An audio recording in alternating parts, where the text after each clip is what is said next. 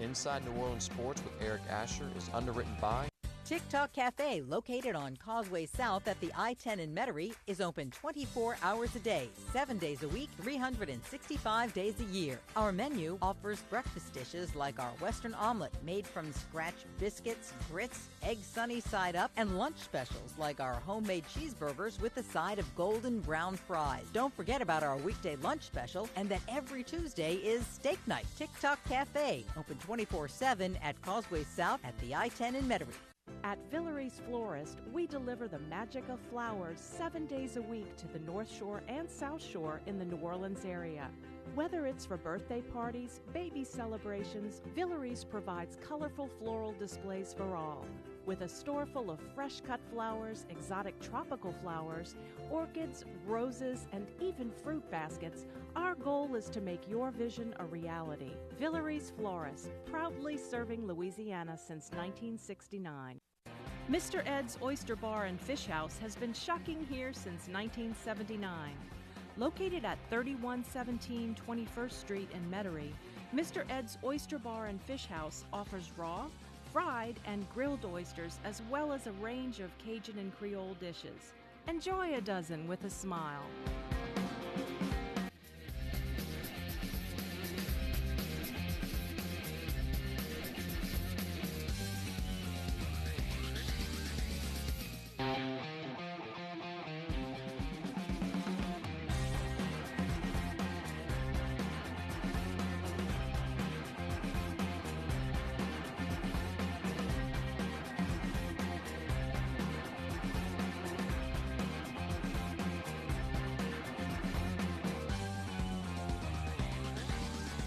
Good evening, New Orleans, and welcome to another edition of Inside New Orleans Sports. I'm your host, Eric Asher. Over the next hour, we do what we always do. We cover the home teams.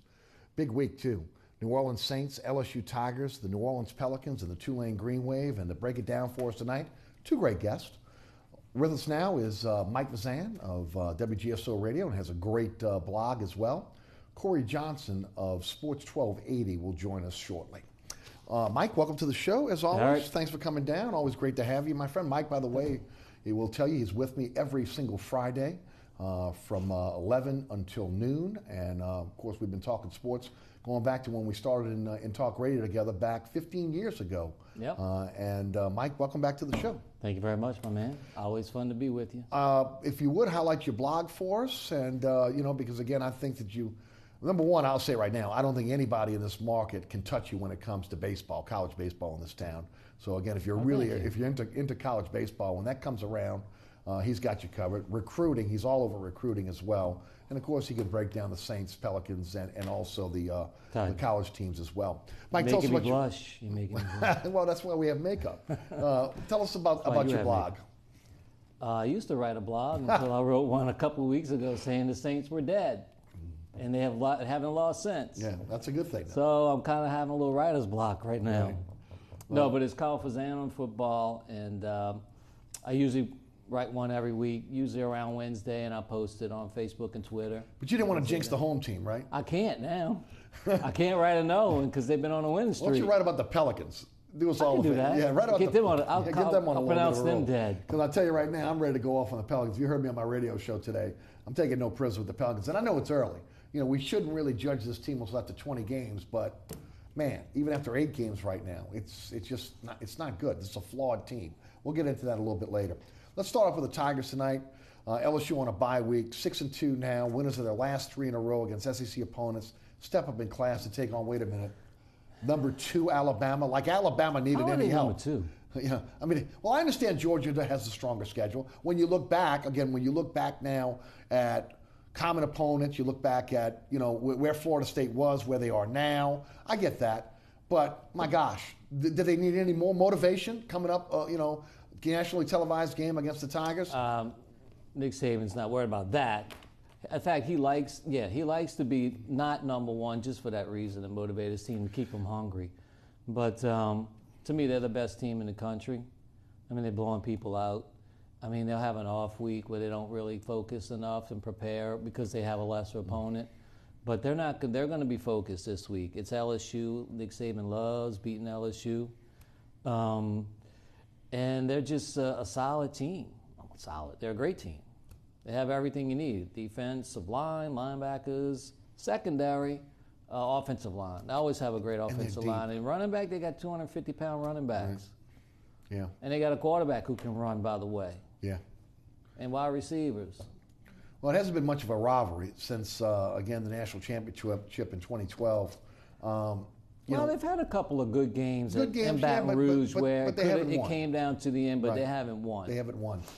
This is going to be an interesting game. You've got a very, very young LSU team now going up against a team, as I mentioned, 3 deep with 4 and 5 stars. And you know this as much as anybody because you follow recruiting. Saban has not just owned the South; he's owned the country. He's owned Louisiana. He's taking what he wants out of right, Louisiana. whatever he wants at this point. So again, that you've got a lot of Louisiana flavor on that team as well. And the big thing is again, they're reloading where you would extend. They have the same issues that LSU has every single year. Mm-hmm. They're losing juniors to the NFL, but there isn't a lapse in terms of what they've done in terms of recruiting. Of course, the last-minute defections have really hurt the offensive line for the LSU Tigers, and that again, you've had some growing pains with these young players. This will be a huge test.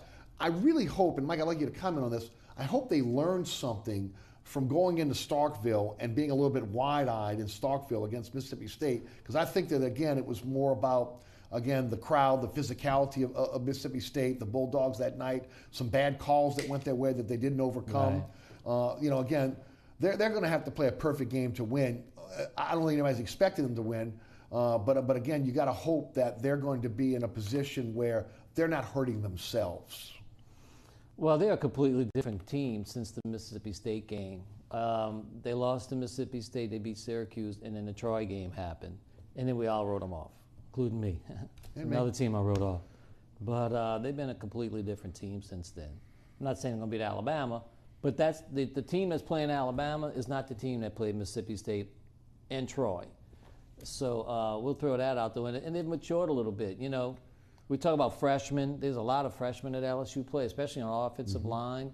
And by this part of the season, they're no longer freshmen, right? But we said last week, no, you're a freshman until you played Alabama. Mm-hmm. And then after that, that's your graduation into the sophomore class because you're playing real grown men when you play Alabama's defense. So, I think LSU, they're playing with house money. They have nothing to lose. They're 20-point plus underdogs. They can go to Tuscaloosa and just play wild and loose and free and see what happens. Matt Canada's going to have a great game plan, I think. It doesn't mean it's going to work, but I think it's going to help that LSU has given Alabama something to game plan for besides the toss, dive, sweep. Except for the Zach Mettenberger years, up until now, all you had to do against LSU, if you're Alabama, is I formation. Playing on that, stack the box, or make sure your guys look at the run first. So I think Canada will have a little something extra for them. That's interesting because that was going to be one of the lanes I wanted to go down tonight. I wonder if you'll be as effective with again the jet sweep against an Alabama than as the great athletes that can go sideline to sideline as you've been effective with other teams. A lot of that is window dressing. In terms of if you're gap disciplined and you do your job, then you can stop what he's doing. Now, if ultimately they can open this up by having Alabama go a little bit wider, well, then you have a chance at that point to be able to open things up on the inside for Darius Geis and Williams. Well, that's what you're hoping, to run things off that, jet sweep, hoping Alabama's preparing for that, and you can kind of trick them a little bit in the beginning of the game. And you want the reason why Canada does that, he wants those big linemen and linebackers going sideline to sideline every play in the hopes to wear them down, and then late into the game, you have a fatigued defense, kind of like with the hurry-up, no huddle offense. Just they want the defense to be fatigued in the later part of the games. So it's worth a shot to see what happens. Listen, LSU's going to need a monster game out of Danny Etling because there's going to be plays to be made. There will be. Alabama's a blitzing defense. They rely on man-to-man coverage on defense. So there are going to be plays to be made, and they're going to be guys that are going to be open. It's going to be up to Danny Etling, the quarterback, to make those plays. And up to now, I don't have the confidence in him that he can do that. But he's a senior. Who knows? It could be his coming out party. Well, and there's a concern, obviously, against Ole Miss to not complete a pass to the wide receivers. You can't beat Alabama by not going No, but vertical. they didn't really throw a lot to the wide receivers. It was more Darrell Williams and Geis and the tight ends. And more but about the jet sweep. You have to have Alabama worried about wide receivers if you're gonna. You can't have them say, "Well, they got to play straight up." Right. Okay. Exactly. But which they haven't had to do the last few years because it was, hand it to Leonard Fournette and let's see if Fournette can beat you one-on-one. Yeah, pretty much. And that's the one thing. And then on the flip side, is Dave Aranda, and that's I think the one thing that maybe Tiger fans can hope for is that Canada comes in. He hasn't shown everything up to this point. And we will see some plays that may catch Alabama off guard a bit that they're going to have to readjust for. And on the flip side, look, the defense is playing fairly well. The good thing about LSU right now is they're very healthy. They're as healthy as they've been all season long. Defensively, Key is playing much better. They got Rashard Lawrence back. Geis is said to be over his injury. Darrell Williams supposed to be back. So, from a health standpoint, they're as healthy as they've ever been. You hope that both Aranda on the defense side and Cannon on the offensive side, that with the 2 weeks to prepare, that they have a game plan that is going to be a little bit different than what they've shown all season long. Well, I think that Aranda will have a game plan. And last year they took Alabama to the fourth quarter scoreless, and just a couple of big plays, missed tackles, and that game's a 3-0 ball game late in the fourth quarter. So I think Aranda knows what he wants to do, and he has the players on defense to be able to challenge Alabama and keep the score within striking distance. I really do. But LSU's going to have turnovers. I mean, they got turnovers last season, but it didn't help them. They're going to have to not commit turnovers. The worst thing you can do against Alabama is give them a short field and extra possessions and just wear your defense down that you're going to need in the fourth quarter when they run in Scarborough up the middle. Yes. 240 pounds. Plus. When you look at the kicking game, LSU now looks like they're in much better shape with Connor Culp. Much better shape. He was a little shaky in the beginning. He got called out by the coach, and he's come through. I mean, look at him just 2 weeks ago against Ole Miss, 35, 38, 30, 32, and 47. But you know what, Eric? What's I'm more impressed is his composure. Mm-hmm. He looks like he's got a calm about him when he's out there kicking field goals, and he's just worrying about his technique. And, he was a new kicker to the team. Yes. He probably had a little jitters at first and worried about, kicking a football is kind of like a golf swing. You got to keep your head down. Right. And if you don't, you try to peek, you're going to shank it. And that's what happens, and I think. And now he's just focused on technique, relaxation, and just kick the ball the way he's been doing it his whole life. And you look at those kicks, they're right down the middle. Yeah. I mean, they are right down the middle. There's no almost this and almost that. So I think ever since he got called out by the coach, he's stepped up his game. We're going to take a quick break. We'll be right back. Corey Johnson's going to join us on the set. Mike Fazende is my guest from WGSO Radio. Corey Johnson coming up from Sports 1280. I'm your host, Eric Asher. Quick break. We'll be right back. Don't go anywhere.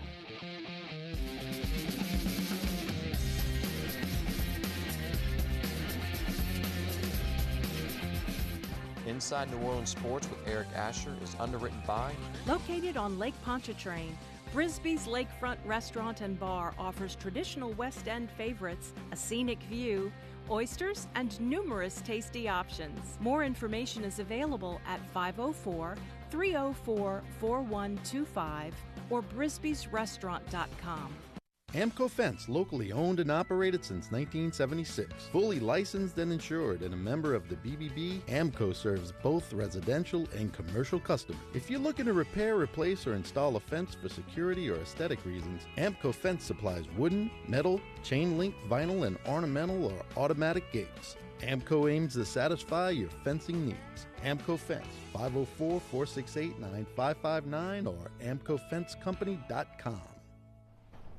Welcome back to Inside New Orleans Sports. I'm your host, Eric Asher. Joining us now, another good friend of mine, Corey Johnson from Sports 1280. Corey, welcome to the show.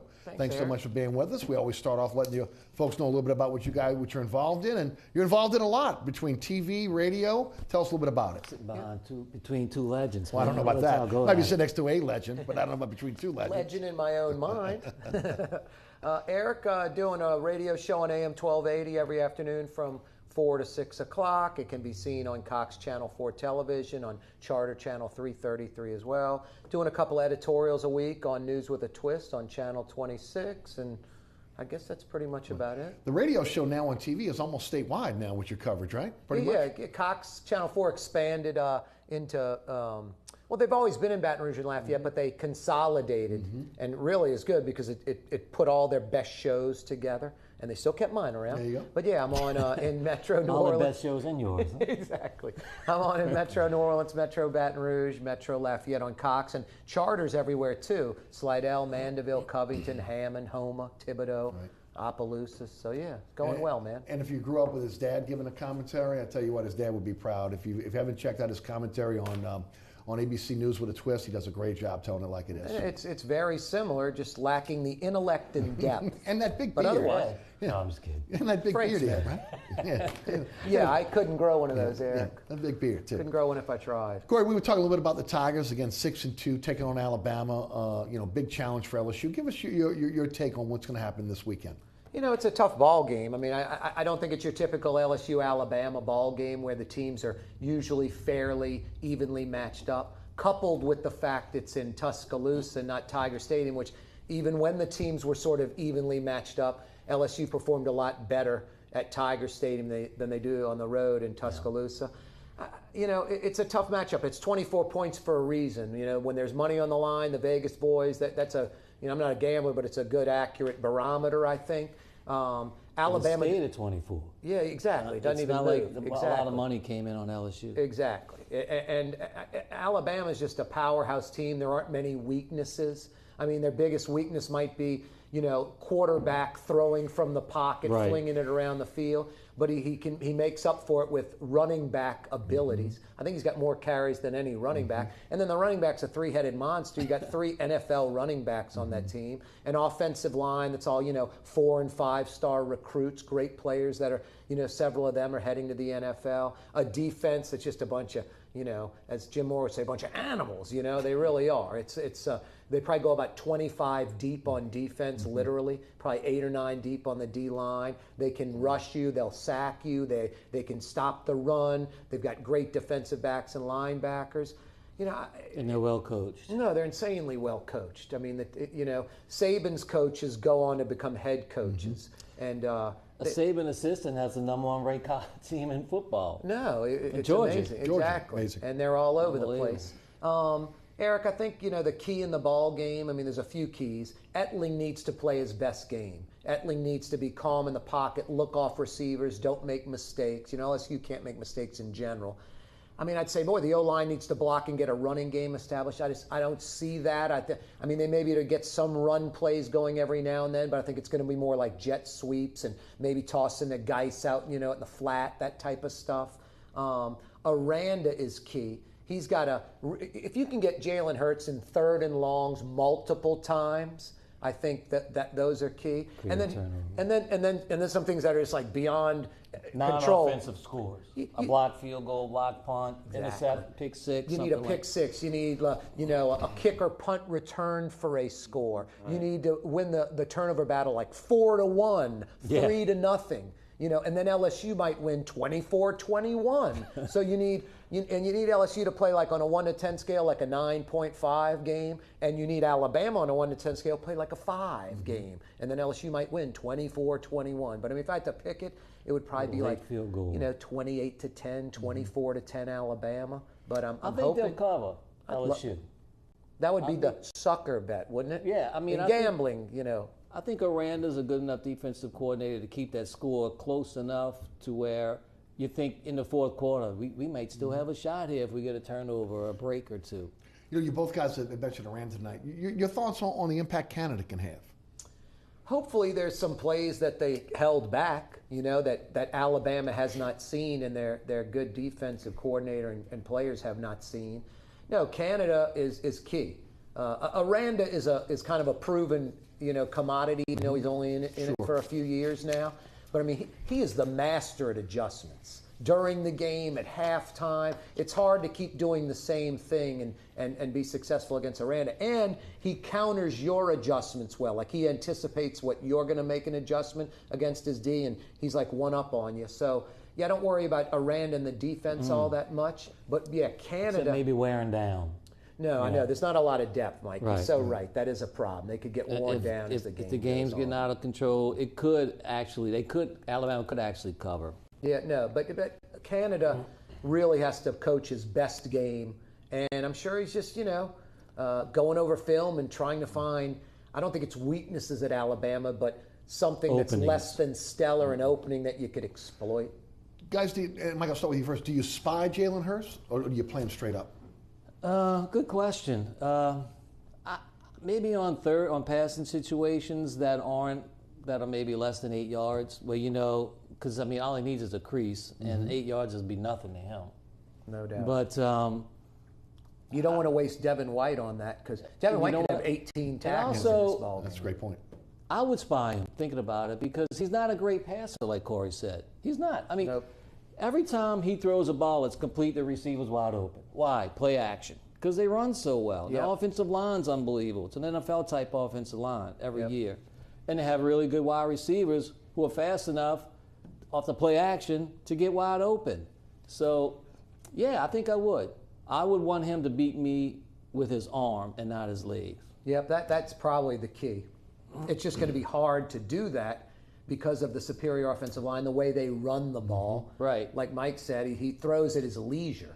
That's why ideally third and longs are going to be huge if LSU can somehow put Alabama in those situations. Guys, the good news about this game is, unlike games in previous years, the season's not over if you lose to Alabama. In the past, the season was over when you lost to Alabama because you were looking at a national championship. Yeah, it's different. You were looking at an SEC championship. This year, you've got 3 games at the end of the season that are legitimate wins for you that you have a chance to win. You can build on and this is, as you mentioned, you just said it. You can build now into a 9-3 season, probably get into a pretty good bowl game, and then all of a sudden now all these young players that have gotten experience this year, now they're sophomores next year, and all of a sudden now you've got an experienced team coming in with again, a good crop of freshmen coming in as well. Mike? Yeah, I agree with that 100%. That's why I was a little confused when Ogeron said in the beginning of the season, we got to go out and get some junior college offensive linemen. Well, all these guys are freshmen. They're going to be experienced sophomores next year, unless you want to build depth. And but you're so right, Eric. The Alabama games the season is not hinging on the Alabama game this season.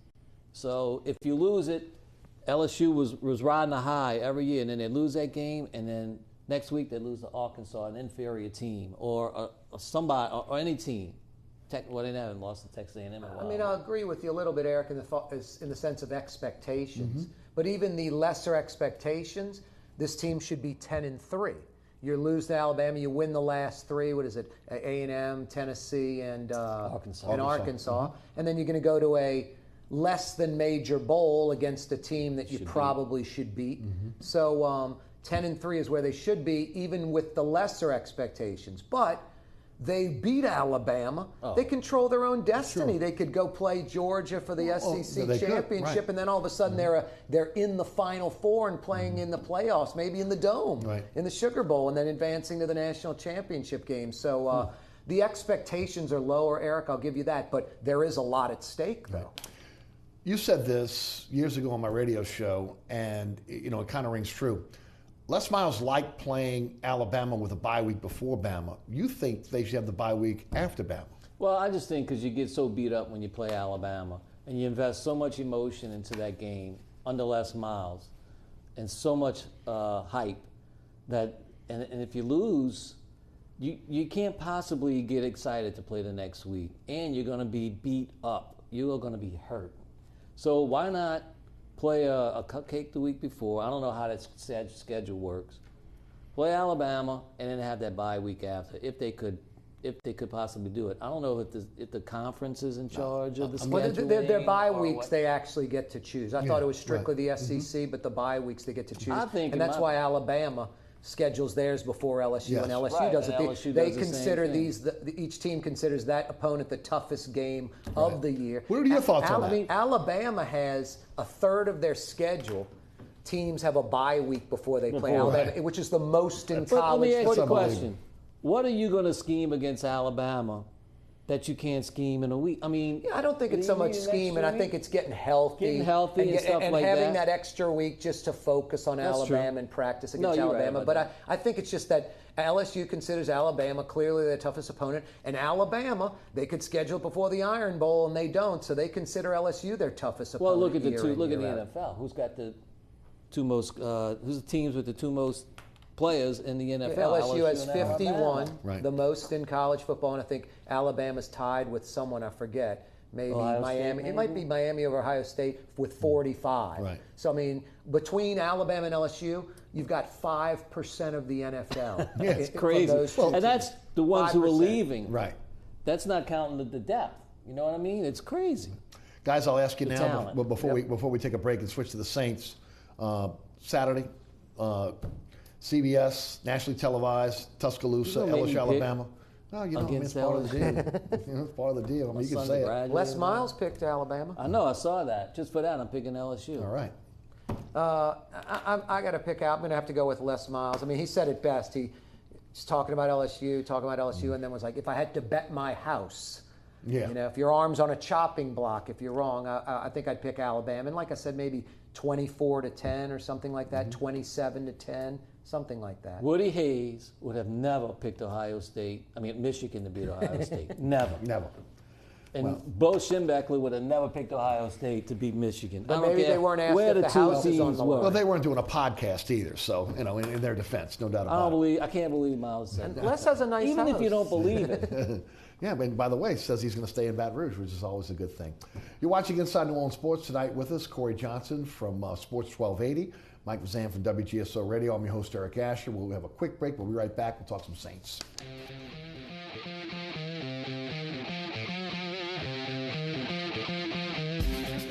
Heating and refrigeration has been family owned and operated since 1989.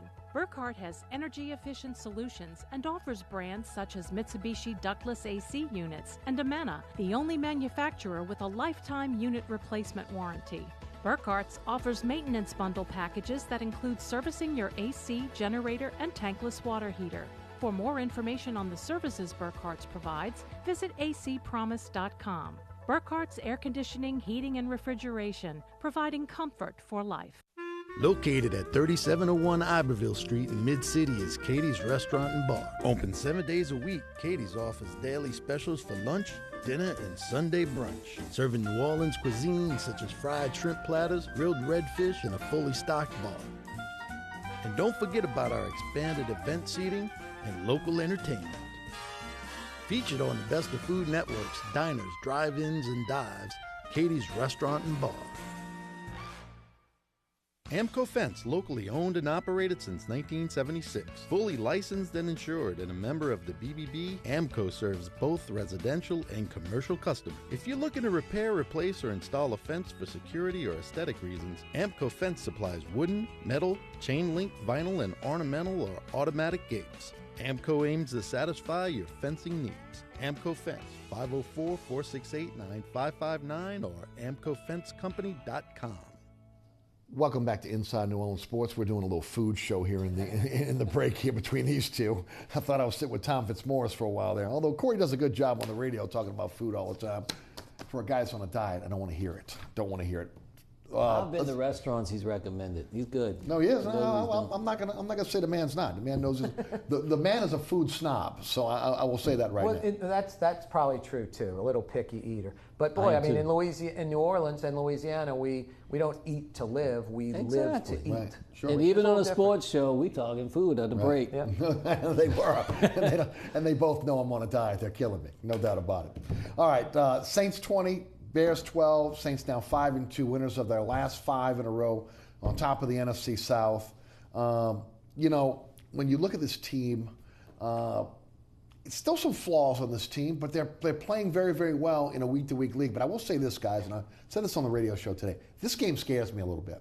And the reason why it scares me is, first, it's a division game, so you throw everything out because both teams really know each other, even though, again, we've seen a change on the offense with the Saints. No more are they a vertical offense. They're more of a horizontal offense, utilizing the backs to be able to catch the ball in the backfield and to be able to run the ball. They're using the short passing game in lieu of the long passing game. And, Ted Ginn Jr. has come in, and I think he's done a great job of taking, again, those Brandon Cook routes, and you're getting yards after catch. Yep. When you look at the Saints right now and Tampa Bay, again, very, very talented roster. I mean, if you got a second, go look at the depth chart of the Tampa Bay Buccaneers. You would not believe that, again, they've won 2 games this year with the type of players they have on that roster. A lot of it starts and ends with Jameis Winston, though. He's having some problems with the AC joint in his shoulder. He's inaccurate, much like we saw with Cam Newton early in the year. And that could be a blessing for the Saints going forward. But this is one of those games where, in the NFL, the desperate team normally wins. And you can't get any more desperate than Tampa Bay right now. Well, I mean, they're fighting for their season to have legitimacy right now. And the Saints are riding high on a 5-game win streak and feeling good about themselves. But I just think this is one of those home games. When the Saints get on a roll, I'm living in 2011. Remember when they went on that streak? Yep. And it didn't matter who came to the Dome. They were going home a loser. And I'm kind of hoping they're getting that mojo back. And we read about Winston's AC joint. He's not an incredibly accurate passer anyway. And then you add the injury, you lose arm strength, and it messes around with your release point. They were talking about shutting him down earlier this week. I think they're seeing what happens. You can't keep him working that joint if it's bad, because it's going to get worse and worse if they don't do something about it. That's funny you bring up the 2011 season, because that's the last time the Saints had a 6-game win streak. Right. All the way back then. Yeah. No, it's a NFC game. It's an NFC South Division game. It's as big as it gets. It could be like a trap game because of a desperate Tampa Bay, as you and Mike mentioned, and then the Saints are on this win streak, like, hey, they're due for a loss. But you know what I like the most about the Saints the last few weeks? Green Bay and the Bears. They did not play their best game. True. They didn't play a perfect game at all. Sort of a bad game in some points of the game, in some facets of the game, and they still came out victorious. So that's when you're a winner. When you don't bring your A game and you still win, and that's what I really like about the Saints the last few weeks. Well, yeah, and I mean, Chicago, and we have I like Chicago. They're a very solid team. The Saints have a good defense. I mean, when's the last time I think their defense is legit. Now, they've been getting some breaks with the quarterbacks they've been having to play. Sure. But they're playing teams with good running games. And, if you're one-dimensional, they're kind of, you're hampered. But the Saints have a legit D. And I think Chicago, they are one of those opportunistic defenses. They create a lot of turnovers. Yeah, they're aggressive. First, right, in the NFL? They're aggressive. And the Saints had 2 turnovers. Those 2 fumbles late made the game appear closer than it actually. And Ingram won't fumble the rest of the year now. Right. He doesn't fumble. Exactly. That's just rare. It was kind of like, they got a little bit close, but you never had really a doubt that the Bears can stop the Saints unless they stop themselves. And even on the touchdown that was called back for Chicago, where the guy hurt his leg, I think a play or two before that, the Saints had him 3rd and 10, and King Crowley gave up a first down where he chose the wrong guy to cover. Yeah, he did. Basically. And so plays like that, they're still susceptible to the big play up the middle on the running game, the big run against them, like when they had the team backed up in the 1-yard line.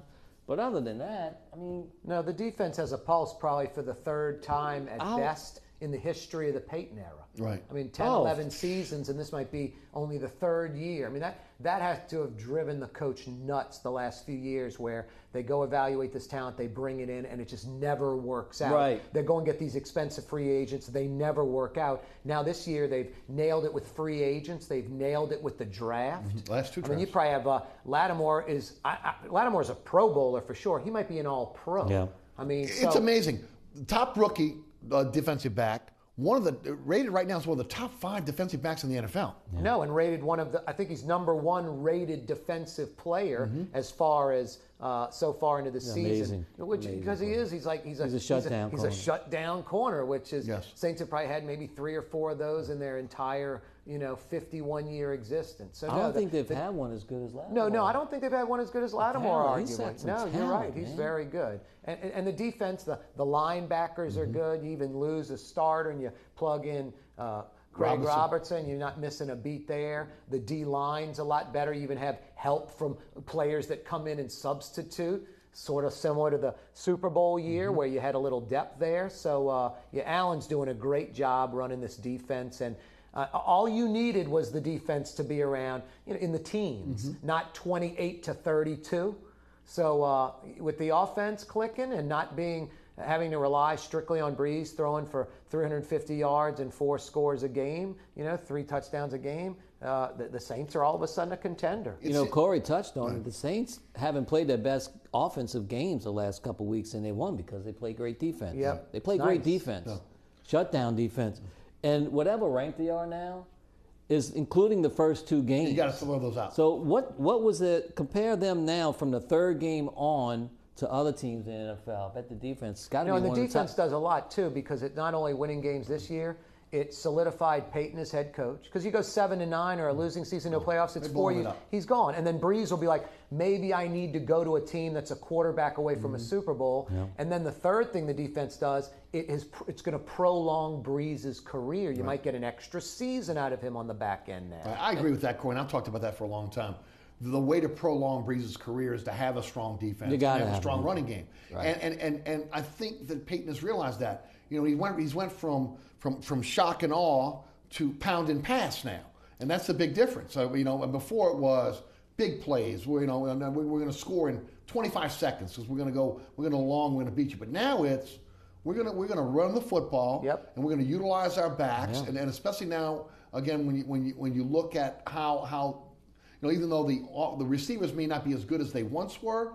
They're receivers that are catching the football. Oh, by the way, Willie Snead hasn't even made an impact. No, and we could run routes for Breeze and shag 50 balls a season. It's crazy. But the running backs too, Eric. It's like thunder and lightning too. It's like Muncie Galbraith. You got Ingram who can pound it inside, and Kamara surprisingly runs pretty well inside. But you can flare him out. He can run outside. He can run inside. No, that thunder and lightning too is really helping him with the run game. But you hit it.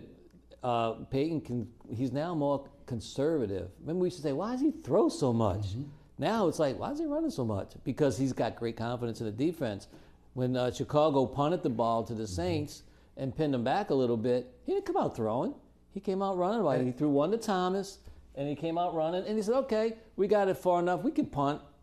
And it's a chicken or egg thing, too. Like, if you don't have a good run game, you're relying too much on your defense. Now that they have a good running game, the defense plays, their tail off because they know that maybe time of possession could go the offense's way, the Saints' offensive way. Before it was Saints score in a minute, great. Score in 2 minutes, great. Peyton was not concerned about time of possession at all. I don't know if it's like a concern of his, but he is winning the time of possession battles, and that's going to make the defense better. Well, guys, and it's a different team than what we saw in 2009 to maybe 11, where you looked at a veteran team that won a lot of games for this franchise and won a world championship, to now this is a young team.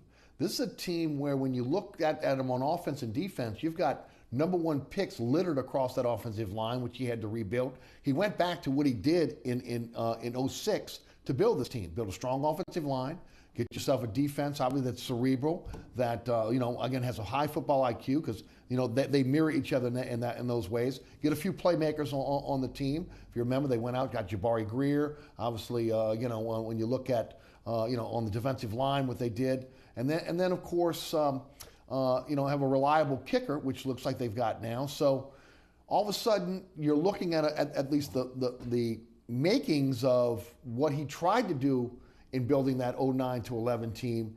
And of course, the only difference is now this is a team that, look, 5 in a row is nothing to sneeze at in the NFL. You go 5 in a row. I mean, in a league where you got a lot of parity, that's something. You can't just glaze over that. Right. So. You hope that it's a week-to-week league. You hope that they can stay confident but not overconfident, and that they won't beat themselves because right now they're playing pretty good football. Ramczyk and Pete are huge because normally these are draft choices early in the draft for the Saints. What, both first-round picks? First rounders, yeah. You know, they would be busts like normally from the past history. You know, kind of chapter 2 of Peyton. His first 5 years were great. The second 5 years were busts of free agency in the draft. So these guys are viable. Instead, it would be, I don't know, you'd have some journeyman players from around the league that were discarded. Exactly. Yeah. So that's key in that those guys are performing. Yeah. And now you've got Teron Armstead back, and he's as good a left tackle as any in football. So I'm sure Breeze is a lot more comfortable. Right. And as you guys have mentioned, the defense, which, I mean, you lose a guy like Anzalone, who they had a lot of high hopes for, and I get it. But I think Craig Robinson continues to be, if not the best, one of the best linebackers on this team. Yeah, he's very athletic. He knows where to go to the ball. He's pretty good in coverage. And they haven't really missed a lot after losing Anzalone. Right. And you've got Bro poised to come back. It'll be interesting to see how they fit him in going forward because Vaccaro's been playing a lot of that slot receiver now. And he's been doing a good job of it, you know. And, you know, Crawley's the guy that I think you have to play on the outside. So can Bro come inside? I think you also have to make sure he's 100% healthy. And Snead got a few snaps last week, but I fully expect him to be more part of this offense. We haven't missed Snead because of again, the ability of the backs to catch the ball at the backfield. I think they missed him a little bit because he's the move change route receiver that works the middle like Lance Moore used to. Plus, he can give you yards after catch. Unlike what Lance Moore was a great receiver, but he wasn't as physical as Snead, I don't think. How nice Anzalone's going to be coming back later in the year. Yeah, he's coming back. Bro is back. Snead's back. You're fading in these players. That's a nice luxury to have when you're on a win streak and winning, and then you get more players that are quality. That's nice. You get starters coming back. No, exactly. Right, nice. and look, when you look at the schedule, there are some teams on, and this is why I've always said you can't look at a schedule in the beginning of the season because teams, a third of an NFL team, there's a changeover already. Yep. But you got some games that are winnable on this schedule now. If they play within themselves and they don't beat themselves. And that was which was a little disheartening about last week at the end of the game with the fumbles because you really can't have that down the line for where you turn the ball over and put yourself in a bad position. Luckily, the defense has been able, whether it's Breeze with the 2 turnovers against Green Bay or the 2 turnovers against Chicago with England, the defense has come in and 3 and out at them, or again stopped them without scoring. Yeah, I mean you can say that. Yeah, it was bad that they had those turnovers late, but it was great because the defense was challenged and they stepped up and they made the play. And Breeze throwing 2 picks early against Green Bay, and Ingram fumbling twice late against the Bears. Those are rarities. It's like, they posted a double bogey on the scorecard. So pars and birdies are coming in the future. I don't think you can have Ingram may have 1 more fumble the rest of the year. He doesn't fumble the ball. That was a fluke. And Breeze, I mean, of course he's going to throw a pick, but not like that 2 in a row, first 2 series. So, they're getting rid of their bad stuff earlier. Right. Guys, Tampa coming into the Dome on Sunday. Mike, what do you think? Oh, all Saints, baby. Saints have it. Well, Saints Day earlier this week, 51st anniversary sure of the Saints. And it's the Hall of Fame weekend if I'm not mistaken, this weekend as well, with Hall of Fame inductions for the Saints. I think the Saints are a better team than Tampa Bay. I think it'll be a little closer maybe than folks think. But Tampa Bay, if you look at say 3 scenarios, Eric, if Tampa Bay, one of them would be Tampa Bay winning, and it would be in a tight game. The other scenario would be the Saints winning a tight game, and the third scenario would be the Saints handling Tampa Bay. So pulling away late. Yeah, exactly. So it won't be like over at halftime, but running away late third quarter, fourth quarter. I think it'll be somewhere in between Saints winning a tight one and Saints winning away late. I think with 5 minutes left to go in the fourth quarter, you're going to be comfortable. And I don't know, maybe 24-13, something like that. Yeah. Guys, the Pelicans are 3-5, and they're coming off last Saturday night beating the Cleveland Cavaliers in a game in which they played flawlessly. But I'm going to say this right now, and I went off on my radio show today. On paper, when you look at Anthony Davis and Cousins, you say to yourself, my God, 2 players, top 5 of their position. This is a team to be reckoned with. But when you look at what's been put together in terms of the surrounding cast at this point, and it's early in the season, you really shouldn't judge an NBA team until after 20 games. And this is only after 8 games, as of the live show tonight. guys, I think it's a flawed lineup. It just is. And I think this team is now going, when I look at this team and I see Boogie Cousins and Anthony Davis putting up 40 points apiece, getting 20 rebounds apiece, and the team losing. When you see a guy like Drew Holiday, who's now being paid $25 million a year, and the best he can muster is 14 points, 6 assists. When you really need what he gave you against Cleveland, 29 and 10 or 29 and 11. I mean, he's got to play like one of the big three. He's not doing that. You've now have a roster of aging veterans that you're trying to squeeze one more season out of. Some of the free agents that you brought in, like an Ian Clark, they have potential. Etuan Moore is a nice player, but you saw Jimmy Butler just eat him up last night. I mean, so.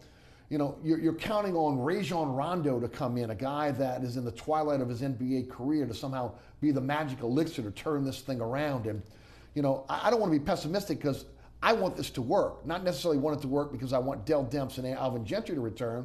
But again, I'd like to see Anthony Davis stay here long term. And if it can work, maybe keep Boogie Cousins here. But I'm telling you guys, this is a flawed team. I'm not sure, they almost have to play a perfect game every night to win, and that's just not against the best teams in the league. That's against teams that really are not as good as them. And I'm not sure what the answer is now. Maybe things change when Rondo comes on, but right now they don't look like a team. They may contend for the 8th spot, but I don't know if they're going to make the 8th spot. It might be a flawed philosophy. I mean, a lot of teams don't play big man basketball anymore. I mean, it's hard to rattle off a bunch of quality centers in the NBA. It's almost like an afterthought. You just need someone there that pulls some boards down for you and plays a little defense. The Pels rely on these two guys. I think 10 years ago, 15 years ago, it would be formidable because you're playing against teams that would be trying to do the same thing the Pelicans are doing. Now it's kind of a small man's game, outside game. I mean, look at Orlando the other night. Mm-hmm. They're nailing the threes. The Pelicans aren't. That's a game they should have won. The Pelicans should be 4-4 right now at the worst, really 5-3. Agreed. When they got to 3-3, they kind of blew it. And then you look at the Cleveland win. Cleveland's on a losing streak right now. Mm-hmm. Cleveland can't beat anybody, so that win isn't such a quality win all of a sudden. But no, the Pelicans are hard to get behind because they're such an erratic team, and they don't have a third player that you can count on every night, and you need 3 in the NBA. Right, and then you need a supporting cast as well. Go ahead, Mike. They don't know how to win. No, they don't. None of those big players have come from winning programs. Boogie Cousins came over from Sacramento. I'm talking about the NBA. Sure. Anthony Davis has been stuck with the Pelicans since he came into the league. And Drew Holiday played with the Sixers. They don't know how to win. They think, we beat the Cavaliers, so now we've made it. And then they come out and give a poor performance against teams they should beat. Well, Orlando's a good team. They're not a team. But against teams they should compete with. But they should have beat them at lose home. at home. Well, here's the scary part, too. Say they were 5-3 right now. You would be concerned about Boogie Cousins and Anthony Davis playing 40 minutes a night when you come to Mardi Gras time. I mean, that's true. I don't know what they're going to do next year in 2018 from, February, March, and April. With these guys are going to be worn out. Right. You can't play these guys 40 minutes a game. Well, and then you got to worry about the injury factor. If you lose one, season's over at this point. And, it's just a flawed team right now, and the problem is you've made so many bad cap decisions. You got 2 7-footers sitting at the end of this bench, just eating up not just bench space but cap space, and you have little or no wiggle room to be able to go out and get players to be able to upgrade the roster as you're going. And look, I may be wrong. They may turn this thing completely around. Okay, after 20 games, and we're sitting here, and much like your blog of a few weeks ago. You want me to write a blog? Yeah, I want to say, would you please write one tonight? Because this just looks like it looks like the season. I want them to do well. We want Anthony Davis to be here long term, but this looks like a flawed team. Let's head to the phone lines. We'll talk about Tulane in just a moment as well. Corey Johnson of Sports 1280 and Mike Fazende of WGSO Radio are our guests tonight. To Jack in Metairie. Jack called us at 866-3200. Jack, welcome to the show. Yeah, look, gentlemen, looks like the Saints are trying to gel together, and if that happens, that's going to be real good because, they're going to win some and lose some, so long as they don't lose the ball too many times because and interceptions. That's all I got to say. They're looking pretty good if they keep gelling together. Thank you. Thank you, Jack. No, they are gelling together. Ever since the 2 losses that opened the season, they've gotten better and better. I mean, the big confidence booster was going to Carolina and beating Carolina, and they beat them badly. Yep. It wasn't even close. Yep. And then they were like, whoa, we're pretty good here.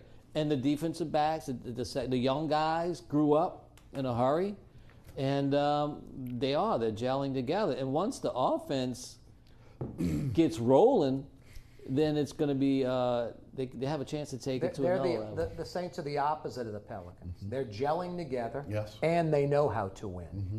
They do. Yeah. And I'll take a step further with that. You mentioned the Carolina game. I think also the turning point is you go to London. It's almost like a mini training camp because you get away from everybody after a win.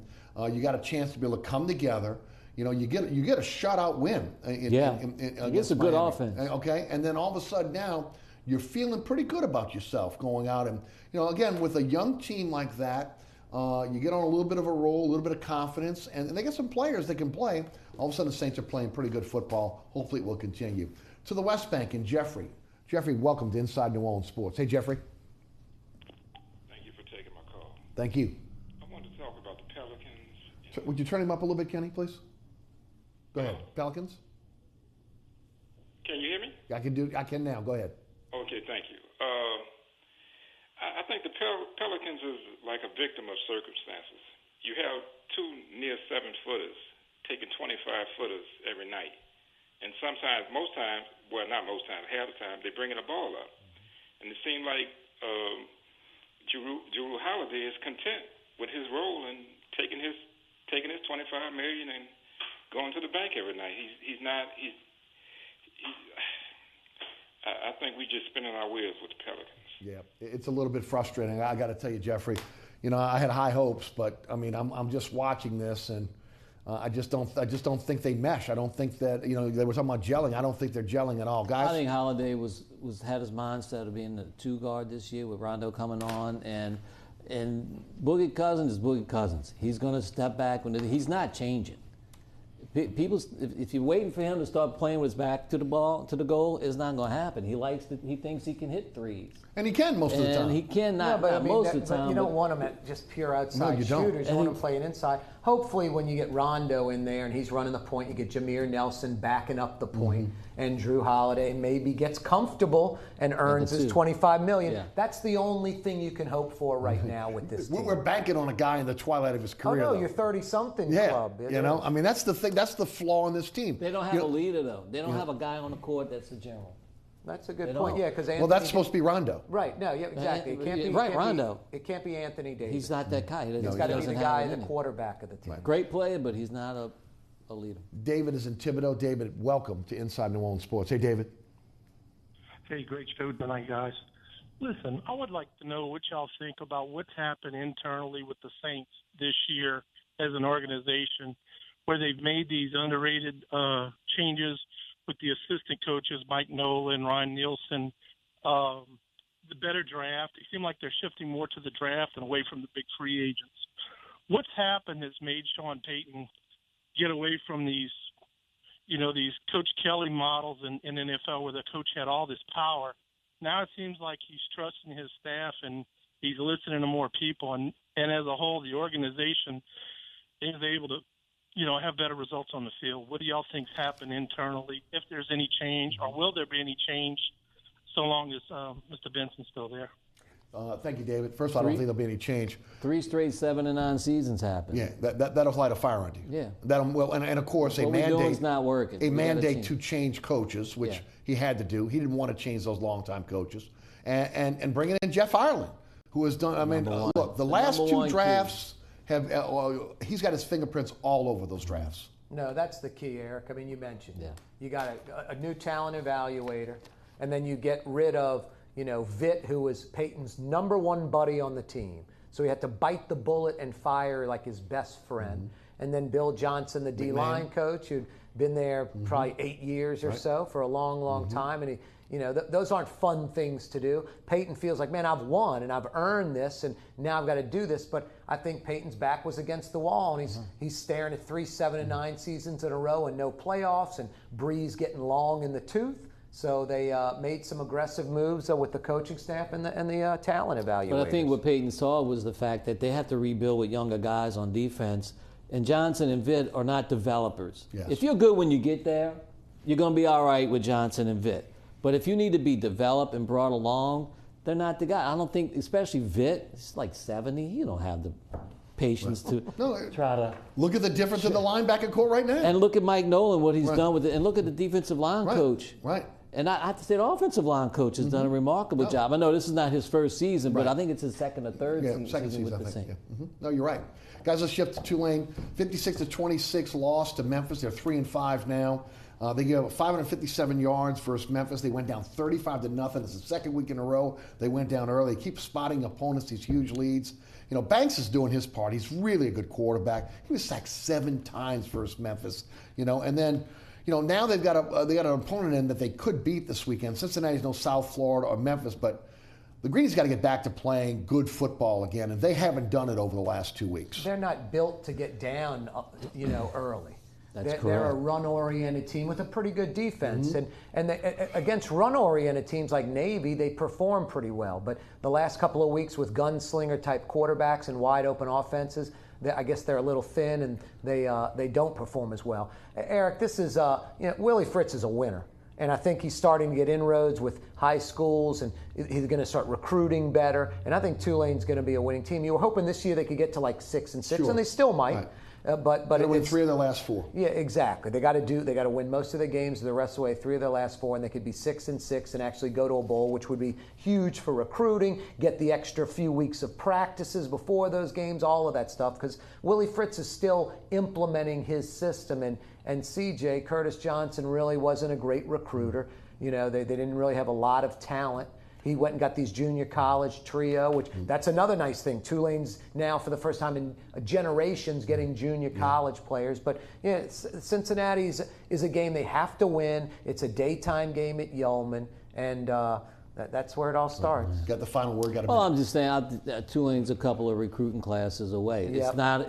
If you're in it for the short fix, it's not going to happen. If you're a Tulane fan, which we all are, you got to have patience with Willie Fitz. He's a really, really good coach, and he knows how to build a program. Yep. He's done it twice. Yeah. So give him time. I know people don't want to wait for time, but give him time and let him get his inroads, as Corey mentioned, and get the guys. He's got to out-recruit the Louisiana Techs and the ULLs of the world. You can get the scraps in once Louisiana. He does that, and gets some depth, and it's going to be. It's going to take a little while. He's a turnaround specialist. A lot of people looking for year 2 because he's done it year 2 everywhere else. America's a pretty good football conference. It's a real That's good why they're conference. calling the Power 6 now instead of the Power 5. Yeah. They're probably better than one of the Power 5 conferences. It's a very deep conference. It really is. Yep. It really, and there's no guarantee if they win 6 games because of the depth of the American that they get a bowl bid. No, Central Florida, South Florida, SMU, Memphis, Navy. Right. These are all bowl Really good teams. These are good they're all bowl teams. Corey Johnson, Mike Fazende, thanks for being on our panel Always tonight. fun, my brother. Appreciate it. Thanks so much for tuning in. Remember, there's a rebroadcast of this program each and every Friday night right here on WLAE-TV at 10 p.m. Also, we're statewide on Friday night, Pelican Sports Television. That's 9 p.m. We're on the Cox cable tier as well. That's Thursdays at 10 and Saturday mornings at 2 a.m. If you're out at that time, thanks for watching. Also, don't forget you catch me on the radio, 990 a.m. WGSO. That's weekdays, 11 a.m. until 1 p.m. Listen live, download the podcast at ericasher.com. All the previous episodes of Inside New Orleans Sports can be seen at ericasher.com as well. Also, the TuneIn Radio app, a great way to take the show with you anywhere. As always, thanks so much for watching. I want to give special thanks to the WLE production staff, including Ron Yeager, Jim Dotson, Trey Lopez, Kenny Juno, and my director, William Hill. For Corey Johnson and Mike Fazende, I'm your host, Eric Asher. Thanks so much for watching. We'll see you next week for another edition of Inside New Orleans Sports.